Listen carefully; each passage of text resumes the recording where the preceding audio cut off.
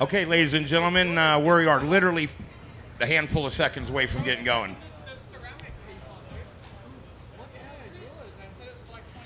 Okay, gang, as we mentioned earlier, we'd like to welcome everybody to stop number 2 of the Hangtown Pro Motocross Championships. This is stop number 19 of SMX. At the end of today, a lot of things are topsy-turvy. There was a red plate exchanged and new things like that. First question we'd like to ask is for Chase Sexton. Chase, Moto number 2. You come into about the third or fourth corner, end up on the ground, and you're in 40th place. What at that moment is going through your head? That I'm an idiot. That's pretty much all I was saying. I was like, this is probably the dumbest thing I could have done. And I just slid out all by myself, which made it even worse. So I'm like, I'm going to go as fast as I can for as long as I can and see where I get. So that was kind of my mentality, and it worked out. You don't get to do that very much, especially in this class. So I'll take it, and yeah, it was pretty exciting. The next question would be for Aaron Plessinger. Aaron, magnificent start, a great way to go, and I have to think, when did the pit board start letting you know that maybe your teammate was coming up to visit? Well, dude, not till like 2 laps to go, because 2 laps to go, I still had I think 6 seconds on him, and then yeah, I went out for the last lap. I knew he was getting close, but I just tried to do everything I could to hold him off, and yeah, he rode really, really good, and I rode really good too, but yeah, man, he was just riding just that much better. Hunter, another strong afternoon for you as well. Looked like things were going to really go your way in Moto 1. What did you feel was today's real kind of deciding factor for you? Did you just not want to go to that next level, or are you comfortable right where you're at? Ultimately, I think just, not being faster than Chase, if being completely honest, that's where it got away from me. So, yeah, it was a tough day. We were struggling. Normally downhills are kind of been a bit of a strength over our whole career, and we kind of sucked on them today, to be honest. So, yeah, it was a tough day. Just what else can you do? Just go back, keep working, and beautiful thing of this sport is we get to line up again next weekend. I'd like to now open it up to questions from the media. This one's for Hunter. Hunter, you said that you sucked on the downhills today, but I mean, you're only 2 races in to your 450 career in this in motocross, and you're doing really well. Did you expect to do this well this early, or did you expect a steeper learning curve? Thank you. Yeah, no, like I've said before, like everyone always asks, like, where do you expect to be? And everyone's training to win, but unforeseen things can change your path and stuff like that. And I mean, you just come in, and all I can do is give the best Hunter Lawrence for 30 minutes. And if it's 6th, then it's 6th, or if it's 1st, then it's 1st. You just always keep going back to work. Chase went 1-1, and I'm sure he's going to work again this week, so that's just, yeah, not really any expectations. When you see your brother go down hard like that right in front of you, does that take you out of the zone? Is it hard to concentrate after that, or is it just business as usual? Yeah, I have about 5 seconds to get all the vocabulary out of my system that I need to. It obviously sucks, that's my blood out there, and seeing him go down like that and then, lay on the ground when you look back, it's shitty, man, because that's my little brother. I'm big brother first, and it sucks. It just sucks, dude. This is for Chase. Chase, you hear about athletes that have, big games or, performances like you had in that second moto, and you talk to them later and you ask them about the game, the race, whatever, and they oftentimes say they can't remember. Is this a situation where you just went unconscious out there, or do you still have a pretty vivid memory? Yeah, I mean, I was, like I said, one of my best races I think I've ever had, and I don't know. I mean, I was pretty conscious of what was going on. I knew that I really had to send it to get back to where I needed to be. I had a few hairy moments down the hills, probably like 2. So those kind of get you back into to realization what's going on. And then, yeah, I think for me today, I was just really comfortable with my bike. Even though my starts are still pretty bad, we got the bike working really well, and I was able to really push to my limit, which hasn't really been able. I haven't really gotten that in the last year. So I was happy with that. Obviously, I was bummed to see Jet go down. It's not how you want to beat somebody, and his crash was really gnarly. I've had a few of those, so yeah, he'll be back, and yeah, the boys are riding good all day. So it was a tough race, but like I said, I was just comfortable and able to really push my limit. This question is for all three of you, whoever wants to weigh in. What was the trick on that downhill section with the doubles? That first double looked like a lot of guys were having a hard time getting over it cleanly. Was that a section where you could either make up or lose a lot of time? Yeah, I mean, it wasn't. I don't know if it was actually supposed to be a double. At first, in practice, it was. There was a few really fast ones that we were doing, and they ended up cutting the face down, and ultimately that's how I think that's how Jet went down. But yeah, that first one you had to come out of the corner. It was really rutted, and then it was like hard packed, and then you had to really like stretch it to get over top of that first one. But yeah, it was definitely a an energy sucker for sure. To be honest, after I watched Presta yesterday, I'm like, dude, these guys need to take out some of these, because they made these singles. I don't really think they planned on us jumping them, but they made them close together, and you're going downhill, so you have a lot of momentum. And I saw Hayden and all those guys doing those doubles in the turn. I'm like, could be pretty bad. So they eventually cut them down, but I mean, those downhills get really gnarly enough that they don't really need to put rollers in them. And I feel like the speeds compared to past Hangtowns, like the first downhill was really fast. I was a big fan of the off-camber. So I don't know. I wasn't a huge fan of the downhills, but the rest of the track, like the changes that they did make, I thought were really good. I actually enjoyed the track. The jumps are fun. The downhill is just a little bit too fast for my liking. Yeah, the new track layout was pretty cool. I thought it kind of gave off like Thunder Valley vibes a little bit, like kind of flowing and stuff. But yeah, those downhill doubles, yeah, they were pretty wild in the first few ones. You had to commit to them pretty good. Yeah, and you go downhill pretty fast on a 450, like a little bit faster than 250s, and yeah, it gets pretty scary sometimes. Hey guys, Josh here from Motocross Action. Chase, first lap, watched you go down, and I was actually behind you on the first lap.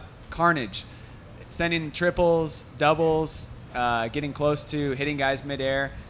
How was that first lap for you, and how are you able to kind of shut your brain off to just move forward on the first lap when the track's pretty gnarly and rough like that? To be honest, I feel like I was very well aware of what was going on.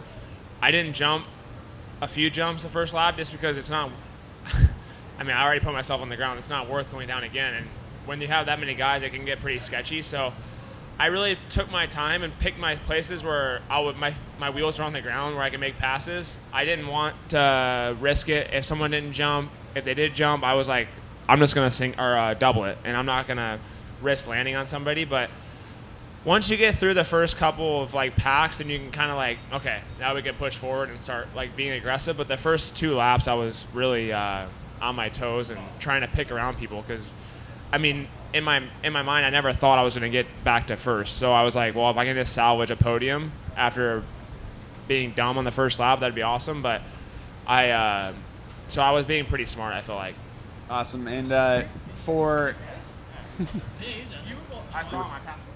Yep. So yeah, Chase passed The me 3 times. 171. The 171. Chase passed the 171 3 times. First lap you passed me. Mid-moto you passed me, and on the very last lap I pulled over, and you guys went across the finish line. So yeah, I got a lot of experience of that. But one more question: tear-offs. How many tear-offs did you pull, and at what point in the race did you think that you could get the win? I pulled a lot of tear-offs. The first couple of laps, they watered the track quite a bit, so yeah, I was using a lot of tear-offs, and then I was pulling like, I don't know how many I had on, like maybe 24. Well, it kind of gets hard to like pull the same. Like I grabbed 2 at one time, 3 at one time, and then I have 1 flying off the side. So I was actually, you know what's funny is the first lap I couldn't pull my first tear-off off. It was like it was stuck for some reason. So I don't know. I pulled a lot of tear-offs, and then I didn't really think I could win until, I mean, my whole goal was just to get past. Obviously, I passed Hunter when I saw they were close enough, but I didn't think that was realistic when I went down. And then when I got past those guys, I saw AP, and I was like, man, like I'm already this far. I might as well just keep going. So I kind of took like a lap breather, not a lap breather, but I kind of like regathered myself, and then I just went all in last lap, and I was close enough. I knew I was fast on this side of the track with the rollers. That's kind of where I made all my passes. So I sent it down the hill, and my bike was fairly straight for the moto. I was pretty confident I was gonna get in there, and then AP, like he saw me and he twisted the gas a little bit more. So it was fun, and that corner after that, before the mechanics area, was my favorite corner all day. So once I got in there, I was like, okay, all right, we're good. Nice. And then one more question for you guys. Track, in my opinion, wasn't as gnarly as it could be for a national. It wasn't as deep. They groomed a lot of sections throughout the day. So how did you guys feel the roughness and the technicality of the track? It didn't feel like they ripped it as deep as normal. If you guys want to weigh in, go for it. I'm not surprised you don't think it's gnarly enough, because you're in the media tent now, you're journalists and stuff, and you raced. I mean, I thought it was pretty, it was different, but I think it was still gnarly, just a different gnarly, you know? Like, I think a few years ago, we were talking about this morning, a few years ago, everyone was complaining because every track felt like it was prepped the same, whether it was Thunder Valley, all of them felt just scoop tire and it felt the same, you know? So I think it's not bad, a little different. Diversity, you know, you look at the World Championship in Europe, and geez, there's no two tracks that are the same, you know? No, I agree. I thought it was awesome. Just wondering what you guys thought about it. Yeah, I mean, you know me, I always like when they dig it with the thing on the back of the dozer to get it as deep as possible. But no, it was good. It was a little bit thinner.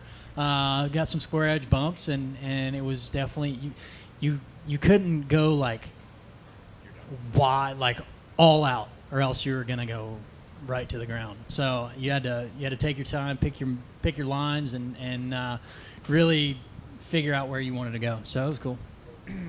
I mean, for me,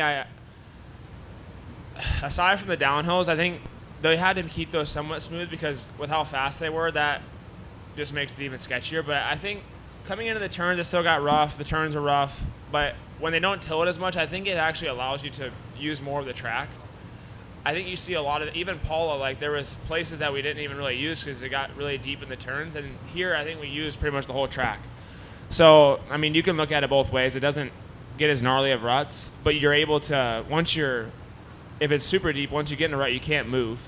So for us, like before the finish line, there was 10 lines in that turn. And I think, it's just preference, but I think for me, you can move around more when the track's not as deep. Jason from Racer X. Chase, you said, I think you did some testing this week. Did you feel like this was like a breakthrough level, or was it a minor thing, or is this a big change and a feel that you've been searching for? No, it was a big change. We went back to the drawing board last week. I didn't, even second moto when I was behind Jet, I didn't feel like I was riding that great, and I feel like my bike was just beating the crap out of me. So I'm like, dude, I'm not going to be able to do this for 11 rounds. And one, it's not fun when your bike's beating the crap out of you. So we tested Tuesday at Paula, made some changes, but then we went to this track in the hills on Thursday, and they tilled it super deep, and the hills were pretty good for testing, and then also the ruts were good. So we did some really, the team found some good changes in the shock, and we changed the fork a little bit. So it was way better. I was able to really accelerate out of the turns better today. Last week I was really losing a lot to Hunter and Jet out of the turns, and I was just losing overall comfort. I was really having to like send it and not be like precise to my level. I feel like when I'm precise but also can send it is kind of the best of both worlds. Trying to find the middle ground's hard, but today I feel like we found it. And that second moto, I think what everybody's hoping is to hear that there was some adrenaline involved. You didn't even look tired at the end. The crowd was cheering. Was there a bit of like, man, this is not a normal feeling. This is something different? No, I think I wouldn't say I'm an emotionalist guy on like TV or like even after races, but I feel like I showed quite a bit of emotion after I crossed the finish line. That was I had chills. It was really special, and I mean you don't get to do that a lot in someone's career. Like that's something that's gonna be pretty special for me, I feel like, and when you get in the flow, and I mean we've seen Eli do it, we've seen a lot of guys do it, Jeffrey. So I think it's not impossible, obviously, and I'm just happy I was able to do it. And it was pretty emotional crossing the finish line. And then the last thing, you've done this a million times. Just talk about not giving up through the dark times, all these bike changes, all this to get to this point. It's got to be times where you're wondering, do you get to the point where you're wondering if it's going to happen? Yeah. I was in a pretty dark spot. I'm going to say that middle of Supercross and even preseason. So to be able to climb myself out of that towards the end of Supercross, I felt good. And then even now, I'm pretty proud of what the team and I have done. Especially for me, I feel like I really had to work on my mental side and just try and be positive through the hard times. And I'm a pretty emotional person, like when it comes to like races and stuff like that. So when it's not going my way, I usually would get down, but I was able to kind of claw myself back out of it. And yeah, the never give up mentality is something that will always be with me, and it's something I'm pretty proud of. Next question from the media. Final question then, Tommy Tenders. All right, boys, congratulations, all on the podium. You guys each get a piece of the podium pie.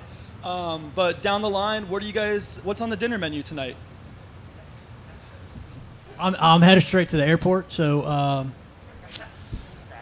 yeah, I don't know. Yeah. I mean, Biscoff cookies, or yeah, we'll see if I find a Dairy Queen on the way back. I need to gain some weight anyway, so maybe a cheeseburger or 3. No, I don't know. Whatever I can find, man. Whatever I can find. I've already had a few things, banana and smoothies. So, yeah, we'll see what the night brings, but it's probably going to be big, whatever it is. I don't know. For me, I have no idea. I'm staying at the track tonight, so I don't know. We'll see. Could be nothing. I need to lose some weight anyway, so I don't know. I'm the opposite of AP. AP needs to gain weight. I need to lose weight. So that's where we're at.